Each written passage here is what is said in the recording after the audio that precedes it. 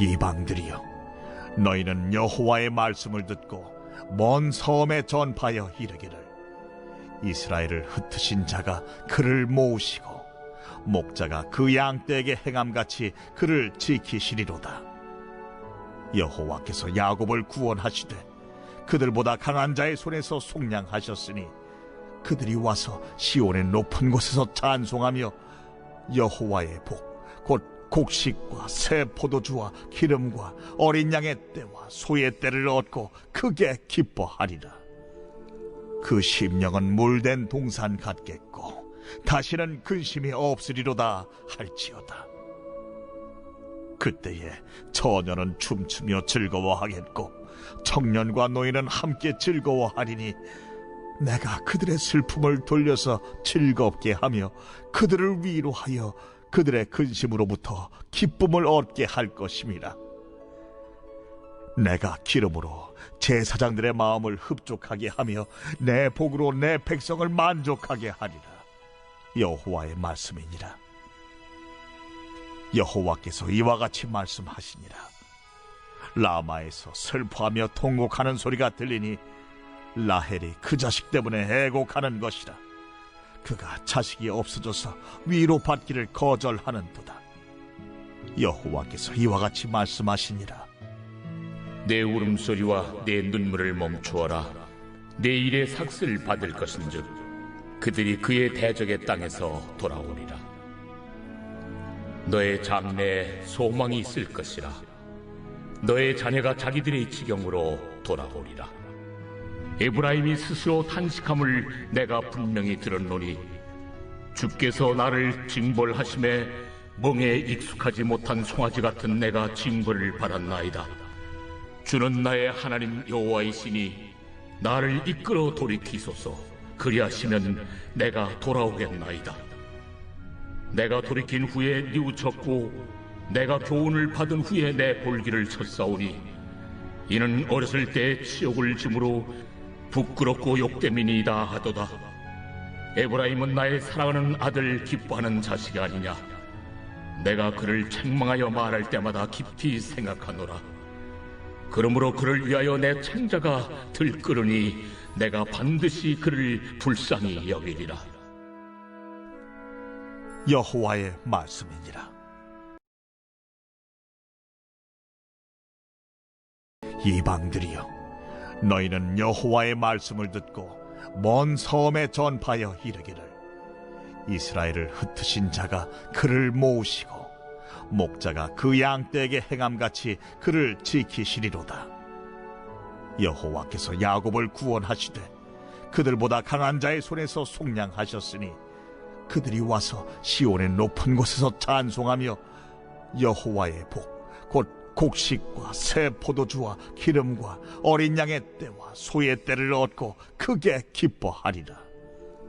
그 심령은 물된 동산 같겠고 다시는 근심이 없으리로다 할지어다.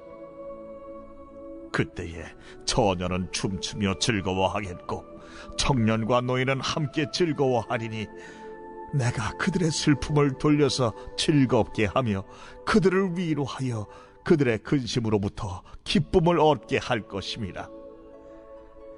내가 기름으로 제사장들의 마음을 흡족하게 하며 내 복으로 내 백성을 만족하게 하리라. 여호와의 말씀이니라. 여호와께서 이와 같이 말씀하시니라. 라마에서 슬퍼하며 통곡하는 소리가 들리니 라헬이 그 자식 때문에 애곡하는 것이라. 그가 자식이 없어져서 위로받기를 거절하는도다. 여호와께서 이와 같이 말씀하시니라. 내 울음소리와 내 눈물을 멈추어라. 내 일의 삭슬 받을 것인즉 그들이 그의 대적의 땅에서 돌아오리라. 너의 장래에 소망이 있을 것이라. 너의 자녀가 자기들의 지경으로 돌아오리라. 에브라임이 스스로 탄식함을 내가 분명히 들었노니 주께서 나를 징벌하심에 멍에 익숙하지 못한 송아지 같은 내가 징벌을 받았나이다. 주는 나의 하나님 여호와이시니 나를 이끌어 돌이키소서. 그리하시면 내가 돌아오겠나이다. 내가 돌이킨 후에 뉘우쳤고 내가 교훈을 받은 후에 내 볼기를 쳤사오니 이는 어렸을 때 치욕을 짐으로 부끄럽고 욕됨이니이다 하도다. 에브라임은 나의 사랑하는 아들 기뻐하는 자식이 아니냐. 내가 그를 책망하여 말할 때마다 깊이 생각하노라. 그러므로 그를 위하여 내 창자가 들끓으니 내가 반드시 그를 불쌍히 여기리라. 여호와의 말씀이니라. 사랑하는 화평가족 여러분, 벌써 토요일이네요. 한 주간 동안 어떻게 지내셨는지요? 여러 가지 어려운 상황들이 계속되고 있지만 하나님께서 주시는 은혜를 기대하면서 주님만 바라보는 훈련의 시간들을 우리가 실제적으로 경험하고 있다고 하는 생각을 가지고 매일매일의 삶을 하나님께 향하고 하나님만 바라보시는 은혜가 있게 되기를 바랍니다. 오늘 큐티 말씀 9월 12일 예레미야서 31장 10절에서 20절의 말씀을 중심으로 해서 책망하는 사랑, 회복시키는 사랑이라고 하는 제목의 말씀을 함께 나눕니다. 책망하는 사랑도 회복시키는 사랑도 이 공통적으로 나타나는 공통분모가 사랑이라는 겁니다. 진짜 아껴주고 돌봐주고 희생해주는 사랑도 있지만 오늘 본문에서 말씀하고 있는 특별히 예레미야서 또 예언서가 말씀하고 있는 하나님의 사랑은 책망하는 사랑입니다. 그런데 그 책망이 어디에 근거가 있는지 어디에 목적이 있는지를 성경은 계속해서 말씀하고 있는데 그것이 바로 회복에 있다는 것이죠. 그러니까 하나님께서 징계하심으로 인해서 우리가 더욱더 온전해질 수 있도록 변화될 수 있도록 하나님이 기뻐하시는 모습으로 새로운 시작을 감당할 수 있도록 인도하시는 것이 바로 사랑의 또 다른 방법, 책망하심으로 온전하게 세우는 일들, 이것이 바로 하나님께서 예레미야서와 예언서를 통해서 주시는 사랑의 고백이라는 것입니다. 그래서 조금은 힘들더라도 감당하기가 어렵더라도 그 과정들을 책망의 과정들을 감당하게 될 때 하나님께서 주시는 놀라운 새로운 역사에 동참할 수가 있게 된다는 것을 기억하면서 본문 해설 첫 번째 함께 보겠습니다. 다시 임할 여호와의 복입니다. 제가 읽습니다. 하나님은 이 땅 그 누구보다 강하신 분입니다. 하나님은 이스라엘의 남은 자를 강한 자의 손에서 구원하실 것입니다. 죄로 인해 이스라엘을 열방으로 흩으셨지만 다시 그들을 모으시고 목자가 양떼를 돌봄같이 지키실 것입니다. 하나님이 복을 내리시기에 곳간은 양식이 넘치고 마음은 물된 동산같이 평안할 것입니다. 모든 이가 기쁨으로 춤추며 행복한 날을 보낼 것입니다. 그날의 제사장부터 백성에 이르기까지 하나님이 내리신 복으로 인해 온전한 민족과 기쁨을 누릴 것입니다. 오랜 고난으로 인해 좌절될 때 의지할 분은 하나님뿐입니다. 하나님이 구원의 은혜를 베푸시면 환난의 아픈 기억은 사라지고 모든 상황이 역전되는 기적을 경험하게 됩니다. 우스갯소리로 그런 얘기이지 않습니까? 아기를 금방 출산한 산모에게 둘째 낳을 거냐 셋째 낳을 거냐라고 하면 그런 소리를 왜 하냐고 하면서 버럭 화를 내기도 하죠. 그런데 둘째를 낳고 셋째를 낳는 이유가 첫째 때의 아픔을 잊어버리기 때문이라는 것이죠. 환난의 아픔이 기억되지 않는 이유는 바로 하나님께서 주시는 구원의 은혜가 더욱더 놀랍고 귀하기 때문입니다. 이런 은혜를 주시려고 그때 그런 환난의 시간들이 허락됐었던 것이구나 하는 그런 생각을 갖고 하나님이 계획하신 뜻과 인도하심을 깨닫게 되면 그때 이전에 당했던 고난과 아픔은 더 이상 나를 괴롭히는 것이 되지 않는 것이죠. 오히려 추억이 되고 그땐 그랬지 하면서 오늘의 은혜를 감사하는 그런 추억의 일기장 같은 그런 역할을 하기도 하는 것입니다. 계속해서 그 아픔을 붙잡고 있고 그때 하나님 나한테 왜 이랬어요? 라고 하는 생각을 하게 되는 이유가 뭐냐? 하나님께서 그 고난 이후에 주시는 은혜를 누리지 못했기 때문에 그 주시는 사랑과 기쁨의 시간들을 만끽할 수 없는 부족한 모습들이 우리들에게 있었기 때문에 고난만 기억하고 하나님이 주시는 은혜는 기억하지 못하는 어리석은 삶을 살게 되더라는 것입니다. 시편 23편에서 주의 지팡이와 막대기가 나를 안위하시나이다 라고 하는 말씀에 대해서 설명해 드렸던 적이 있습니다. 주의 지팡이와 막대기, 이것은 지팡이나 막대기나 똑같은 표현이라고 생각할지 모르겠지만 히브리어 원문도 그렇고 그때 당시에 목자들이, 양을 치는 목자들이 사용하는 그 지팡이와 막대기의 용도가 다르다는 것을 우리는 성경 해석을 통해서 확인할 수가 있죠. 그러니까 지팡이, 주님의 지팡이라고 하는 것은 훈계의 지팡이라고 말씀을 드린 바가 있습니다.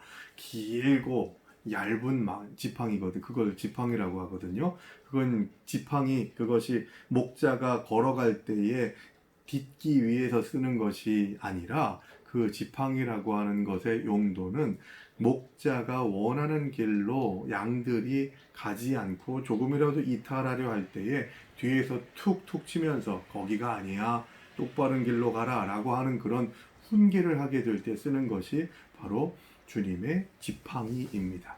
그리고 두 번째, 막대기라고 하는 것은 길고 얇은 그 지팡이와는 다르게 그 뿌리 부분이 뭉툭한 나무 식물이 있나 봐요. 그래서 그 뿌리 부분을 캐가지고 위에 줄기를 손잡이로 하고 밑에 뭉툭한 것을 무기로 활용해서 일이나 곰이나 사자 이런 것들이 양을 움키기 위해서 공격하려 할 때 목자가 그걸 들고서 대적해서 싸우는 그런 양들을 보호하기 위한 무기로 사용하는 것이 바로 막대기라는 것입니다. 그런데 이것을 제가 말씀드렸을 때 뭐라고 말씀드렸냐면 주님의 지팡이와 막대기가 나를 안위하시나이다 라고 할 때 이것이 바뀌어서는 안 된다는 거예요. 주님의 훈계의 지팡이를 받아들여야만, 거기에 순종해야만 보호의 막대기가 우리들에게 허락된다는 겁니다. 보호의 막대기가 먼저 있어야만 훈계의 지팡이를 내가 받아들이겠습니다. 이건 하나님 입장에서 허락되지 않는 은혜라는 거예요.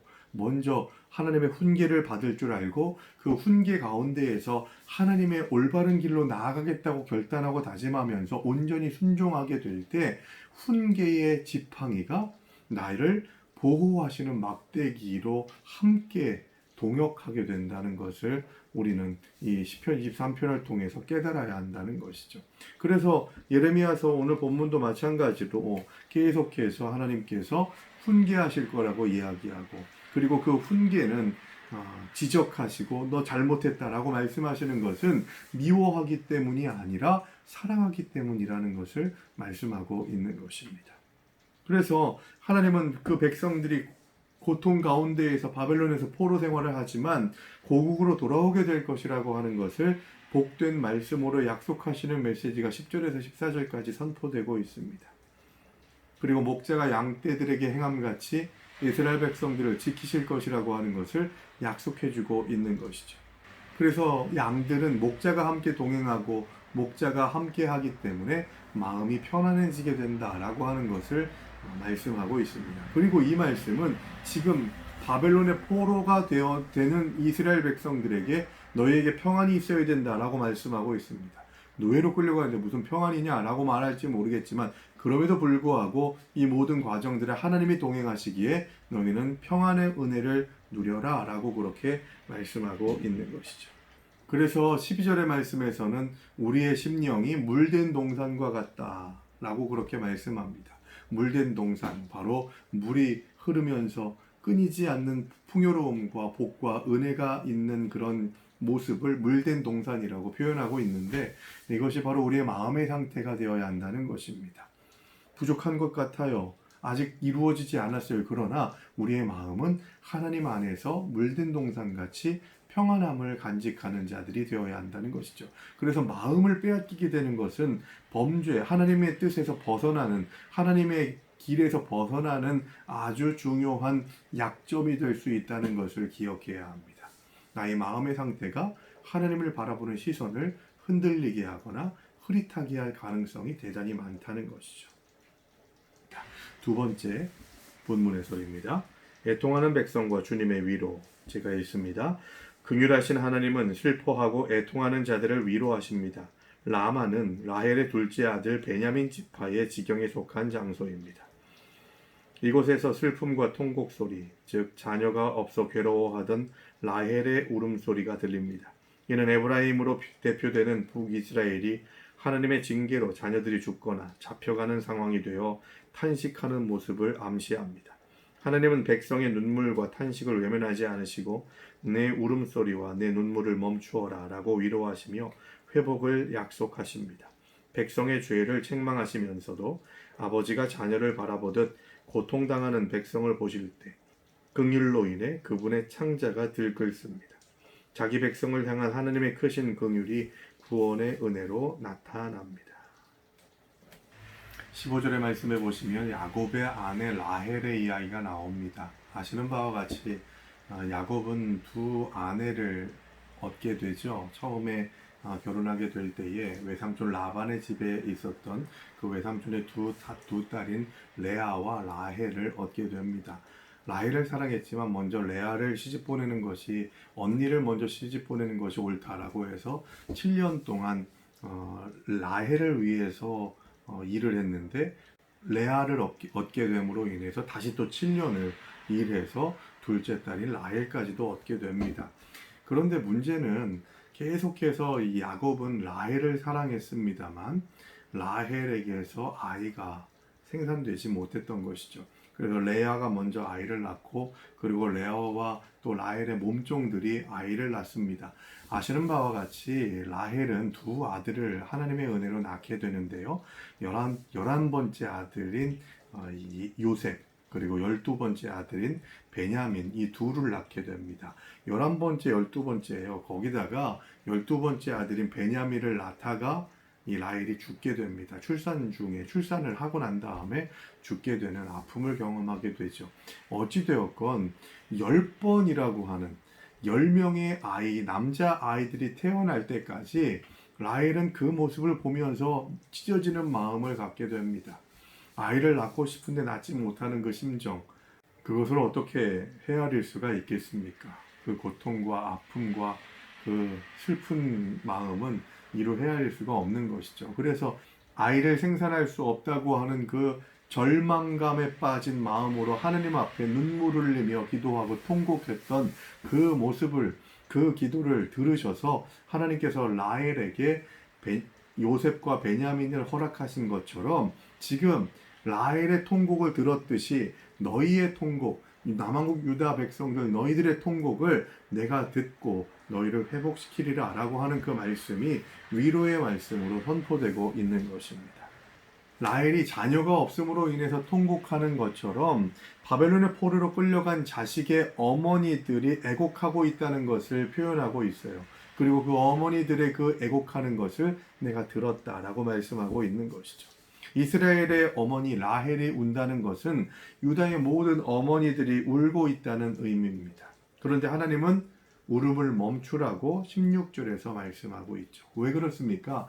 자식들이 본국으로 돌아오는 것이 바로 하나님이 나의 목적이다. 내가 계획한 그 내용이다 라고 말씀하시기 때문에 너희는 울지 말아라. 다시 너희 자녀들이 돌아올 것이다 라고 말씀하고 있는 것이죠. 그러면서 소망을 품으라고 말씀합니다. 라헬에 대한 이야기를 했죠. 그리고 그 다음에 또 에브라임의 탄식에 대해서 이야기를 합니다. 에브라임은 요셉의 둘째 아들이죠. 그리고 이스라엘 12지파 중에 하나입니다. 원래는 차자, 요셉의 둘째 아들이었지만 둘째 아들이 야곱에게 장자의 축복권을 받아서 장자의 역할을 하게 됩니다. 그리고 그 이후부터 북왕국 이스라엘, 남왕국 유다와 북왕국 이스라엘로 나뉘어졌을 때에는 북왕국 이스라엘을 지칭하게 될 때 에브라임이라고 하는 표현을 많이 쓰죠. 에브라임아, 에브라임아 라고 그렇게 이야기할 때에는 12지파 중에 에브라임 지파 하나만을 지칭할 때 거의 대부분 쓰이지 않고 그렇게 에브라임아 라고 그렇게 부를 때는 북왕국 이스라엘을 표현할 때 그런 표현을 쓰게 된다는 것을 배경 지식으로 아셔야겠습니다. 하나님은 에브라임을 나의 장자라고까지 표현을 하십니다. 그만큼 에브라임 지파 뿐만이 아니라 북왕국 이스라엘의 백성들까지도 모두 사랑하셨다는 것이죠. 마치 아이를 걸음마부터 키우고 양육하듯이 그들을 키웠다고 하는 사랑이 성경에서 담겨져서 우리들에게도 전달이 됩니다. 그런데 에브라임이 그런 은혜를, 그런 사랑을 받았음에도 불구하고 계속해서 하나님을 벗어나고 하나님의 뜻에서 벗어나는 삶을 살았다는 것을 안타까워하면서 하나님께서 탄식하시죠. 그러면서 그들을 징계하십니다. 주전 722년에 아수르에 멸망당했던 북왕국 이스라엘 백성들은 뿔뿔이 흩어지기도 하고 포로로 끌려가기도 하죠. 그런데 그 과정에서 하나님께서 그들을 징계하셨던 시간들을 통해 다시 그들을 회복시키고자 하는 마음도 하나님께서 계속 예언자들을 통해서 강조하시고 선포하셨던 것입니다. 예수 그리스도의 십자가는 죄인을 하나님의 자녀로 다시 돌려놓으시는 하나님의 사랑의 결정체입니다. 그리고 그 십자가는 우리를 향하고 있다는 것을 기억해야 합니다. 그래서 우리는 오늘 본문의 말씀이 바로 복된 말씀으로 선포되고 위로의 말씀으로 선포되고 또 에브라임을 용서하시겠다고 하시는 말씀이 오늘 본문에 나오잖아요. 용서의 선언이 있는 말씀이 우리를 향하고 있음을 기억하면서 그것이 어떤 때에는 징계로 오고 심판으로 오고 고난으로 올지라도 그 모든 것의 이유는 하나님의 사랑이다라고 하는 고백을 가지고 그 모든 과정들 속에 하나님을 만나고 하나님의 숨결을 느끼고 하나님이 나를 얼마나 사랑하시는지를 깨닫고 감사할 수 있는 마음가짐이 우리들에게 있어야 하는 것이죠. 이런 주님의 사랑을 아는 자들이 주님을 사랑할 수 있고 주님의 사랑으로 다른 사람들도 사랑할 수 있는 은혜를 경험할 수 있다는 것을 우리는 기억할 수 있어야 하겠습니다. 묵상 에세이 함께 보겠습니다. 영적 수술이 필요한 이유. 6년 전 아이 둘이 한꺼번에 편도선 수술을 받았습니다. 심한 천식과 편도선염을 달고 살아서 오래전부터 수술을 권유받았지만 차일피일 미루다 더 이상 방치해서는 안 될 지경에 이르러서야 수술을 하게 되었습니다. 아이들은 수술 후 밥도 잘 먹지 못하며 힘들어했습니다. 하지만 우리에게는 소망이 있었습니다. 4주만 지나면 아이들을 괴롭히던 편도선염에서 해방될 것이라는 소망이었습니다. 수술 후 한 달 정도 지나자 천식도 거의 사라지고 편도선염도 해결되었습니다. 이처럼 수술대에 올라가려면 상처를 드러내야 합니다. 의사가 메스를 들 때 그를 신뢰해야 합니다. 고통스러워도 치료를 위해 소망을 가지고 용기를 내야 합니다. 사탄의 전략은 우리의 허물과 죄를 감추고 그 상처를 더 곪게 해 우리를 망가뜨리는 것입니다. 하지만 하나님의 목적은 우리의 허물과 수치를 드러내 아픔과 상처를 치유하는 것입니다.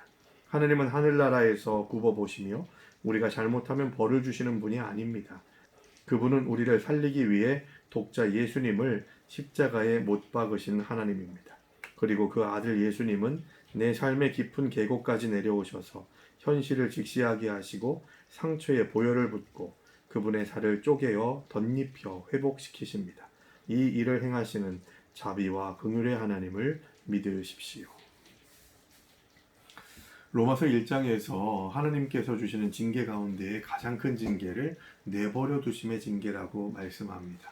너희가 이런 죄를 짓지만 내가 너희를 내버려 두리라 라고 하는 말씀은 묵상의 에세이에서 말씀하고 있는 것처럼 아픔이 있고 썩은 것이 있고 곱는 곳이 있을 때 그걸 도려내기 위해서 내가 잘못됐다, 내가 아프구나, 내가 변질되어 가고 있구나 하는 것들을 인식해야 되는데 내버려 두심의 심판을 받게 되면 괜찮아 하는 생각으로 마치 자녀들의 수술을 미룬 것처럼 우리들의 신앙적인 영적인 수술도 미뤄버리게 되는, 그래서 더 이상 손을 못 쓰게 되는 징계를 받게 된다는 것이죠.